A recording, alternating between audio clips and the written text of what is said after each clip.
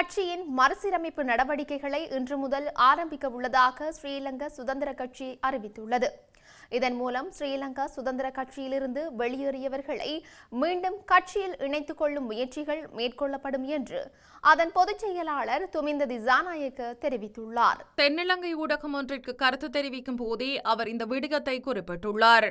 இது தொடர்பில் மேலும் கருத்து தெரிவித்த அவர், எதிர்வரும் மாகாண சபை தேர்தலில் வெற்றியை நிலைநாட்டக்கூடிய வேட்பாளர்களை முன்னிறுத்துவது மாத்திரமின்றி தேர்தலை வெற்றிகரமாக சந்திக்க கட்சி தயாராக உள்ளது. அதன்படி இன்று தொடக்கம் எதிர்வரும் வாரங்களில் கட்சித் தலைவர்கள், மூத்த உறுப்பினர்கள் மற்றும் கட்சியின் ஏனைய உறுப்பினர்களுடன் இணைந்து இந்த மறுசீரமைப்பு நடவடிக்கைகள் மேற்கொள்ளப்பட உள்ளன. கடந்த ஜனாதிபதி தேர்தலில் தேசிய மக்கள் சக்தி பெற்றுக்கொண்ட வாக்குகள் அனைத்தும் ஸ்ரீலங்கா சுதந்திர கட்சி, ஐக்கிய மக்கள் சக்தி மற்றும் ஐக்கிய தேசிய கட்சியின் வாக்குகளே. எங்களுடன் இணைந்து புதிய மாற்றம் ஒன்றை எதிர்பார்த்து தேசிய மக்கள் சக்திக்கு வாக்குகள் வழங்கப்பட்டன.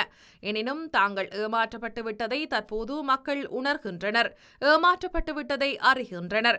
ஆகவே கடந்த தேர்தல்களில் எங்கள் கட்சியை விட்டு பிரிந்து சென்றவர்கள், ஒதுங்கி நின்றவர்கள் யாராக இருந்தாலும் அவர்களுக்கு எங்களுடன் மீள இணைய வாய்ப்புகள் உள்ளன என துமிந்த திசாநாயக்க தெரிவித்துள்ளார்.